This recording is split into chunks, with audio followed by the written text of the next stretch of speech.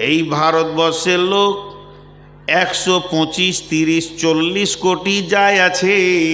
এই লোকগুলি 30 বছর কোনো কাজ করবে না, বসে বসে খাবে। যে খরচাটা হবে ওতে একটা পরমাণু তৈরি হয়ে যাবে। এবার বিজ্ঞানীরা বলছেন আমরা সূর্যের কাছে যেতে পারছি না, আমার রব সূর্যটাকে জ্বালাচ্ছে পরমাণুকে বাষ্ট করে করে। আমরা যতটুকু ক্যামেরাতে পেয়েছি প্রতি মিনিটে নয়, প্রতি সেকেন্ডে ওই সূর্যের মুখে 1.5 লক্ষ পরমাণু বাষ্ট হচ্ছে, তবেই এই আলোটা জ্বলছে। যদি সেকেন্ডে 1.5 লক্ষ হয়, মিনিটে কত হবে? মিনিটে যত হবে ঘন্টায় কত হবে? আমরা 12 ঘন্টা আলো পেয়েছি, 12 ঘন্টা অন্য দেশ পাচ্ছে, 24টা ঘন্টা আল্লাহ এটা তার সংসারে তার মেহমানদের জন্যে খরচা করছে। তারপরে আল্লাহ বলছে তোর জানটা আমার, তোর নয়। তোকে আমি এতগুলো উপকরণ দিয়ে দিয়ে বাঁচিয়ে রেখেছি। হে মুসলমান, একবার ভেবে দেখ তোকে আমি কেমন করে তৈরি করেছি। হাল আতা আলাল ইনসানি হিনুম মিনাদ দাহরি লাম ইয়াকুন শাইয়াম মাযকুরা ইন্না খালাকনাল ইনসানা মিন নুতফাতিন আমসাজিন নাবতালিহি ফাজআলনাহু সামিয়াম বাসীরা। আল্লাহ তাবারাক ওয়া তাআলা বলছেন, হে নূর মুহাম্মদ, তোর বয়স 53। 54 বছর আগে কি ছিলি? বলে 54 বছর আগে মায়ের পেটে ছিলাম। তোর বয়স যদি মায়ের পেট থেকে নিয়ে ধরিস তো 54, তাহলে 56 বছর আগে কি ছিলি? বলে মা বাপ খেয়েছে ফল ফ্রুটের ভিতরে ছিলাম। যদি তাই ছিলি আরো 10 বছর পেঁচিয়ে যা, 66 বছর বয়সে তুই কি ছিলি? পৃথিবীতে আমার কোনো নামই ছিল না। কোরআন বলছে লাম ইয়াকুন শাইয়াম মাযকুরা, লাম ইয়াকুন শাইয়াম মাযকুরা, লাম ইয়াকুন শাইয়াম মাযকুরা। হাল আতা আলাল ইনসানি হিনুম মিনাদ দাহরি। এখানে গরু বলেনি, ছাগল বলেনি, মহিষ বলেনি, ফেরেশতা বলেনি, জিন বলেনি, পার্টিকুলার একটা প্রাণীর কথা বলেছেন, ইনসানি। হাল আতা আলাল ইনসানি, মানুষের ওপরে একটা লম্বা জীবন পেরিয়েছিল, তখন তাকে কেউ চিনত না, তার নামে কোনো খবরই ছিল না। এখানে যতগুলি লোক আছে সবারই ডেট অফ বার্থ আলাদা আলাদা, কি না? কথা বলে না? কিন্তু শরীয়তের ভাষাতে একদিনই সব তৈরি। আদম আলাইহিস সালামের পিঠে হাত রেখে আল্লাহ কিয়ামত পর্যন্ত যতজন আছে সবাইকে বানিয়ে নিয়েছে, সব ডেট অফ বার্থ এক। এটা দিলে কাজে লাগবে না, এটা আল্লাহ বলছে আমার কাছে, এটা কাজে লাগাবো, এটা কাজে লাগাবো। খুব মনোযোগ। পৃথিবী সৃষ্টি হওয়ার 50,000 বছর আগে আমার তকদির লেখা হয়েছে। পৃথিবী সৃষ্টি হওয়ার 50,000 বছর পূর্বে আমার তকদির লেখা হয়েছে। আমার জন্মের 50,000 বছর পূর্বে নয়, তাহলে অঙ্ক পাওয়া যেত। পৃথিবী, এই পৃথিবীটা যে ডেটে তৈরি হয়েছে সেই ডেট থেকে 50,000 বছর পূর্বে আপনার আমার তকদির লেখা হয়েছে। কি লেখা হয়েছে? নূর মোহাম্মদ 2024 সালে 17 তারিখে তুই গিয়ে আপনার ভ্যালিয়ারে ওখানে বায়ান করবি, আর কি খাবি সেটা লেখা হয়েছে। তাহলে আমি যে এখানে আসবো সেটা কে জানতেন? জোরে বলেন, কে জানতেন?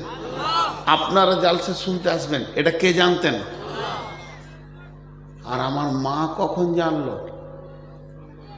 আমার মা যখন তার মেন্সটা বন্ধ হলো সে জানলো পৃথিবীতে কেউ এসেছে। প্রথম আমাকে চিনলো আমার মা। আমার মা খবর দিল আব্বাকে, দ্বিতীয় ব্যক্তিটা চিনল আব্বা। এবার আব্বা চিনার পর নানা নানি দাদা দাদি দুই ফ্যামিলি বুঝে নিল যে আমাদের ভিতরে নতুন একজন আসতে চলেছে। এখনো কিন্তু পঞ্চায়েত আমাকে জানে না। যেদিন আমি পৃথিবীর বুকে আসলাম সেদিন দাইমা আমাকে চিনল। এবার সেই সাথে সাথে পঞ্চায়েত চিনল, একটা নতুন আধার কার্ড বের হলো। এখনো প্রাইমারি স্কুল আমাকে জানে না, আমি ধুলোবালি নিয়ে খেলছি, প্রাইমারির হেডমাস্টার আমাকে চিনেনি। যেদিন আমি 5 বছরের আব্বা ধরে নিয়ে গিয়ে প্রাইমারিতে দিয়ে এলো সেদিন প্রাইমারি চিনল। তখনও পর্যন্ত ভেলিয়ানের লোক তাদের দ্বিতীয় বক্তাকেও চিনে না। আজকে যারা আছে আর জানতো যে এটা দ্বিতীয় বক্তা? যখন প্রাইমারিতে দিয়েছি পোঁটা ফেলতে ফেলতে আল্লাহ বলছে আমি জানছি, কারণ লিখেছে তো তকদিরু।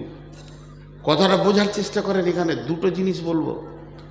তো এ আল্লাহ বলছে এই জিন্দেগিটা আমি তিলে তিলে তোকে নিয়ে যাচ্ছি, দিয়ে তোকে তৈরি করলাম আমি। কেউ চিনতো না, একটা দীর্ঘ টাইম গিয়েছে। পৃথিবী সৃষ্টির 50,000 বছর পূর্বে, এতক্ষণ আমি আমাকে বলছিলাম, এবার আপনাদের দিকে আঙুল তুলি। পৃথিবী সৃষ্টির 50,000 বছর পূর্বে আপনার তকদিরটা লেখা হয়েছে। আজকে এরকম মাঠে বসে থাকবেন 2 ঘন্টা, লেখা হয়েছে। তাহলে সেই দিন থেকে যেদিন মায়ের পেটে এলাম, এই মাঝের দিনটা কে চিনত? হ্যাঁ, আল্লাহ। এবার একটু মহব্বতের সঙ্গে বলি, সেই দিন থেকে যেদিন আমাদের তকদির লেখা হয়েছে, সেই দিন থেকে মায়ের পেটে যেদিন এসেছি তার আগে কে চিনত? একবার আল্লাহর নাম নিতে ভয় লাগে? জোরে বলেন, কে চিনতেন? তাহলে আল্লাহর কাছে কতটা জীবন আমার কেটেছে এটা অঙ্ক করেন। আমি জন্ম নিলাম মায়ের পেটে, দুধ খেলাম মায়ের কোলে, পেশাব পায়খানা করলাম, এই করতে করতে করতে করতে মায়ের বুকে ওপরে চেপে শুয়ে পড়লাম। ছোটতে মাকে কত মারলাম, আব্বাকে কত লাথি মারলাম। আস্তে আস্তে বড় হলাম, বড় হতে হতে আমার বয়স হলো 20, 20 থেকে 22, 22 থেকে 24। যখন 24 বছর বয়স হলো, চৈত্র মাসের 25 তারিখে বিয়ে হলো, আর বৈশাখ মাসের 25 তারিখে মাকে গরম গরম কথা বলতে লাগলাম। কিংবা চৈত্রে 25-এ বিয়ে হলো, পহেলা বৈশাখ বলছি মা তোমার ব্যবহার খারাপ নয়।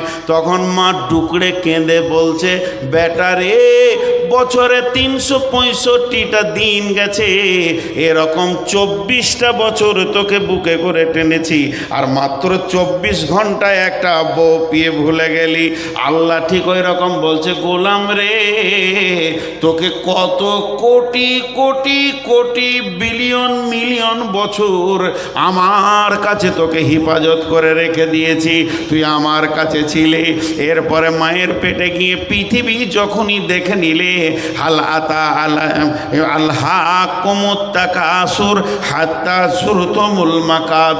এই পৃথিবীর সৌন্দর্য, পৃথিবীর ঐশ্বর্য, পৃথিবীর বিবি ছেলে পিলে গাড়ি বউ বিটি তোকে এমন করে ঘেরে নিয়েছে, আমি আজান দিয়েও তোকে পেছি না। কোটি কোটি বছর আমি রাখলাম আর আমি ডেকে পেছি না। হাইয়া আলাস সালাহ,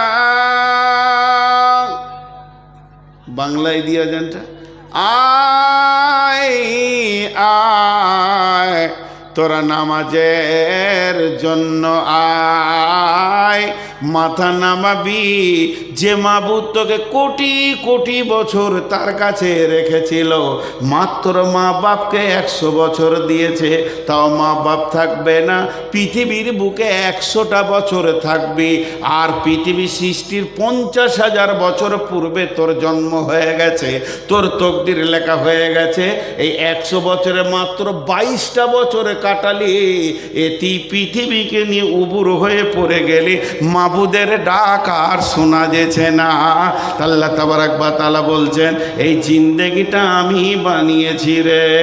তারপরে আল্লাহ দ্বিতীয় কি বলছেন, ইন্না খালাকনাল ইনসানা মিন নুতফাতিন আমসাজিন নাবতালিহি ফাজআলনাহু সামিআম বাসীরা। ওরে আমার গোলামের দল, তারপরে তোকে কিভাবে এই অবয়বটা দিলাম শুনেলে, তোর বাপকে উত্তেজিত করে, তোর মাকে উত্তেজিত করে, দ্রুতগামী বীর্য থেকে আমি বানালাম।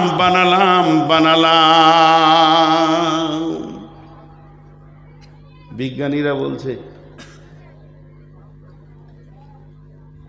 খুব ভালো করে এখানটা মনোযোগ দেন। একটা পুরুষ একবার স্খলন দিলে কতগুলো পোকা বের হয়? 40 থেকে 60 কোটি, একটা দুটা লয়। খুব যদি মজবুত ইয়ং একদম উত্তাল যৌবন হয়তো 60 কোটি পোকা স্খলন করে। আর বয়স্ক দুর্বল হয়ে গেল 40 কোটি পোকাকে স্খলন দেয়। কতগুলো দেয় বললাম? 40 থেকে 60, মেজারমেন্ট করে নিয়ে চলে আসেন 50 কোটি। আল্লাহ বলছেন ইন্না খালাকনাল ইনসানা মিন নুতফাতিন আমসাজিন নাবতালিহি ফাজআলনাহু সামিআম বাসীরা। একবার তুই ভেবে দেখ, তোকে আমি দ্রুতগামী নুতফা থেকে বানিয়েছি এবং তার থেকে তোকে শ্রবণ শক্তি, দৃষ্টি শক্তি আমি দিয়েছি, ধাবন শক্তি দিয়েছি। শুধু তাই নয়, এই জায়গাতে কাগজ কলম নিয়ে তুই বসে যা। যদি একই মিলনে বাচ্চা হয় তা তো হয় না, 2-10 মাস চলতে থাকে, কিন্তু আমি মেনে নিলাম এক মিলনই বাচ্চাটা হয়ে গেল। তাই যদি হয় যে রাত্রিতে আমি এসেছি আমার আব্বার কাছ থেকে মায়ের কাছে, আমার সঙ্গে কতগুলো পোকা এসেছিল, যদি 50 কোটি মেজারমেন্টে ধরেলেন তাহলে 49,99,99,999টা এসেছিল। কই তারা?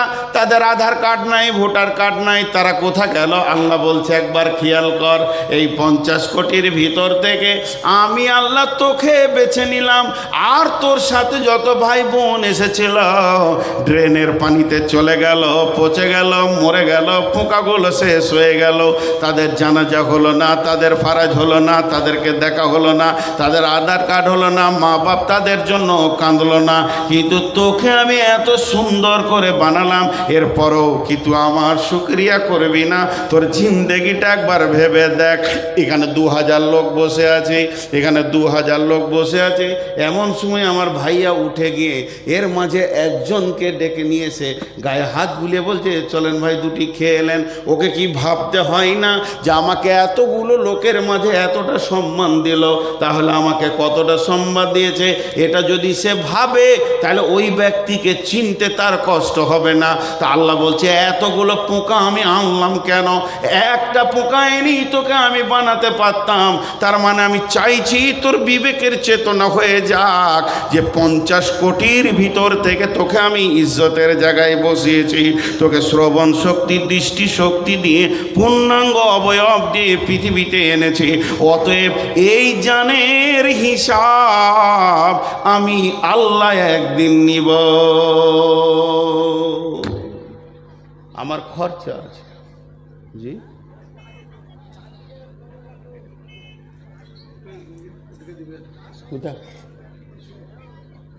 কি বলবো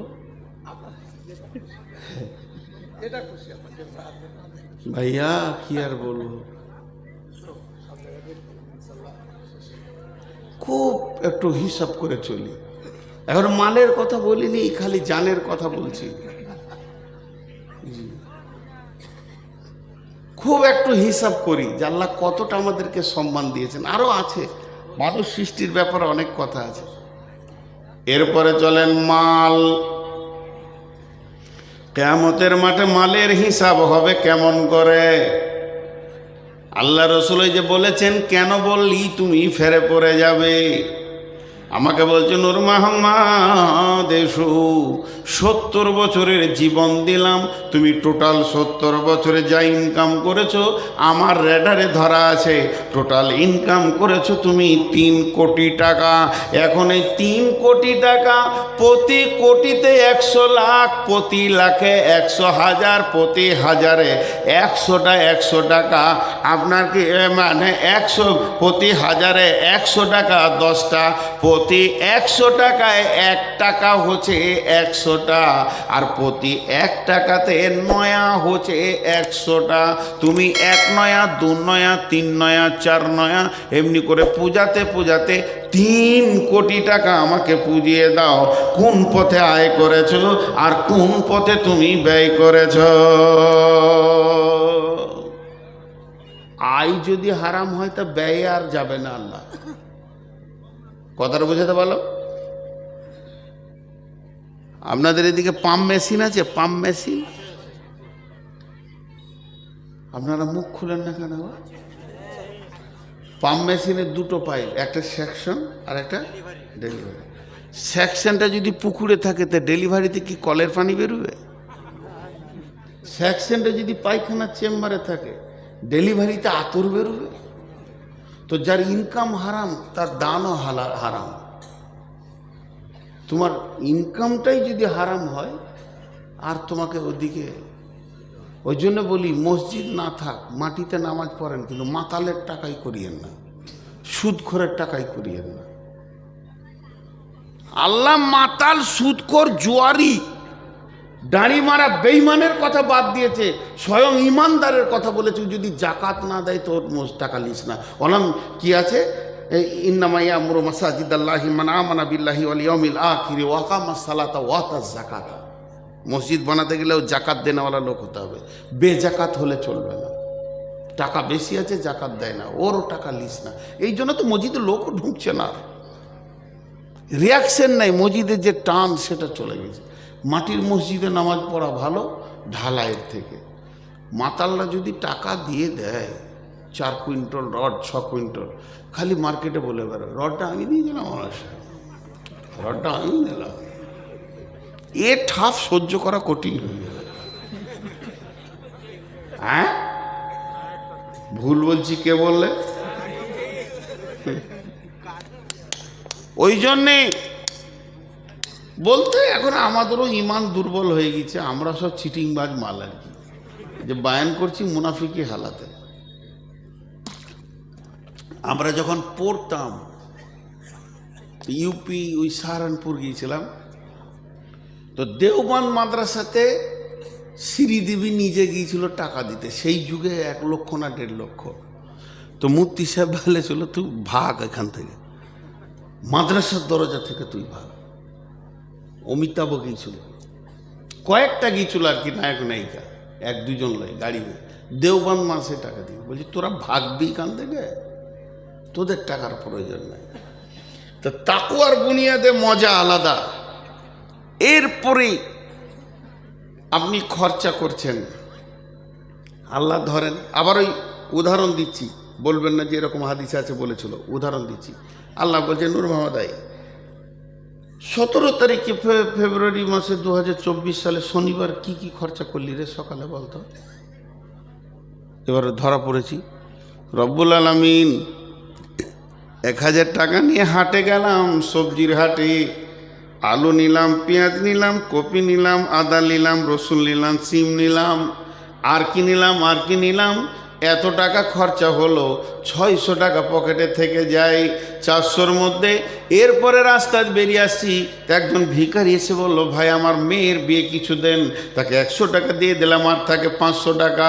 কিছু দূর আসার পর একটা মসজিদওয়ালা 2 জন দাঁড়িয়ে আছে, ইমাম আর মসজিদের কমিটি, তাকে 300 টাকা দিয়ে দিলাম, আর থাকে 200 টাকা। রব্বুল আলামিন এই আস্তে আস্তে আমি 100 টাকা সাদাকা করে দিলাম। ওটা কোনো কারণে করলাম, তা হলে আপনি তো জানেন। আর থাকে আমার কাছে 100 টাকা। এই 100 টাকা কি বলবো, একটা এতিম ছেলে দাঁড়িয়েছিল, 50 টাকা দিয়ে দিলাম। আল্লাহ এখনো কেন বলেনি, আল্লাহ শুনে গেছে। এরপরে বলছে তারপরে 50 টাকাটা কি করলি, বলে আমার বাচ্চা মেয়েটা বললো আব্বা স্কুল যাব, ওকে দিয়ে দিলাম 40 টাকা, পকেটে থাকে মাত্র 10 টাকা। এমন সময় আমার নাতনিটা এসে বলছে না না, তোকে দিলাম 5 টাকা, যা চকলেট খাগা। আর থাকে 5 টাকা। 5 টাকাটা পকেটে পড়েই আছে। রাস্তা দিয়ে হেঁটে গেছি, গাড়ির সামনে বাঁশ দিয়েছে, যে বলছে লক্ষ্মী পুজোর চাঁদা দাও। কিসে? এই কদিন আগে কি হলো, সরস্বতী মানে ডিপার্টমেন্ট অফ এডুকেশন, পড়াশোনা ডিপার্টমেন্টের ঠাকুরটা, চাঁদা দাও। 5 টাকা দিয়ে দিলাম। আল্লাহ বললে কেন? 1000-এ আটকাইলাম না, 995 টাকাতে আল্লাহ কেন বলেননি? ওই জায়গাগুলো আল্লাহর হুকুম আছে, ওখানে দাও, মসজিদে দাও। ওয়াতাল মালা আলা হুব্বিহি দাবিল কুরবা ওয়াল ইয়াতামা ওয়াল মাসাকিনা ওয়া ইবনাস সাবিলি ওয়াসাইলিনা ওয়া ফির রিকাব। আমি এনার হাতে 10,000 টাকা দিয়ে সৌদি চলে গেলাম উমরা করতে, হজ করতে, আর বলে গেলাম ভাই কোরআন মোতাবেক খরচা করবেন। হিসাব নিতে এসে দেখছি 5 টাকা দুর্গা পুজোতে দিয়ে দিয়েছে। আমি বললাম কেন দিলেন, টাকা তো আমার আপনার নয়। তো আল্লাহ বলছে মাল তো তোর নয়, মাল আমার, আমি দিয়েছি বলি তোর মাল। তুই কে মাল এনেছিলি বল মায়ের পেট থেকে? বলেন একবার, হ্যাঁ বলেন তো সবাই। 100 বছর আগে এখানে ছিলাম? জোরে বলেন ছিলাম। এরপর একটা হ্যাঁ বলেন। 100 বছর পর থাকবো? দুটো না হলো 3 নম্বরটা দেখেন, হ্যাঁ বলতে পারেন নাকি? যেদিন এসেছিলাম মাল নিয়ে এসেছিলাম, এটাও না। 4 নম্বরটা একটু বুকে বল দিয়ে বলেন, যেদিন যাব লুটে নিয়ে চলে যাব। এর নাম ধোঁকা। পৃথিবীটা ধোঁকার জায়গা, পৃথিবীটা ধোঁকার জায়গা। একটা ছেলে ন্যাংটা, গোটা শরীর আর কাপড় নাই, ন্যাংটা, বছর 3 বছরের ছেলে, বাচ্চা ছেলে, নানার বাড়ি নানির বাড়ি বেড়াতে এসছে।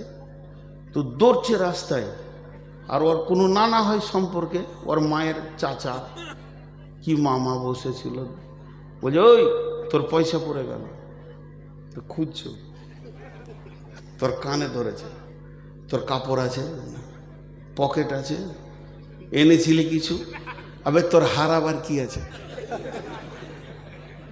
যে কিছুই আনে নাই তার হারাবার কিছু আছে? তাহলে আমরা যেদিন এসেছি কিছুই আনি নেই, হারাবার কিছু আছে?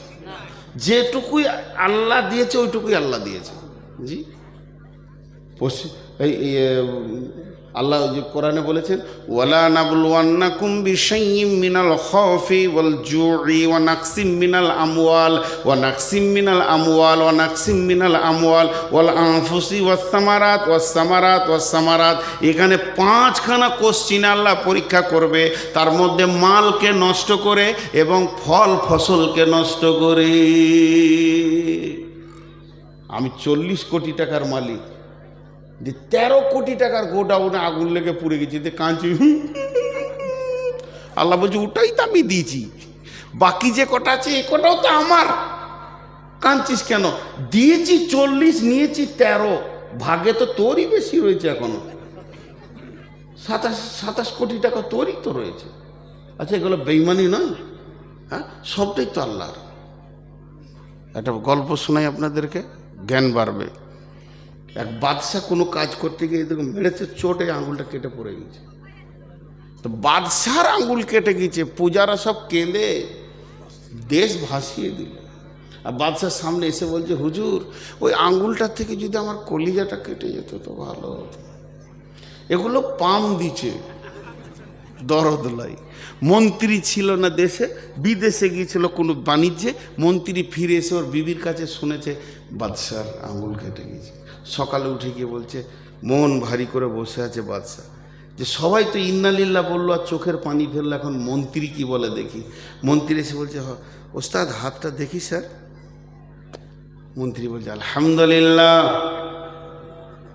কলজেটা কত জ্বলে, কলজে জ্বলা কোথাও বাকি থাকবে? আলহামদুলিল্লাহ।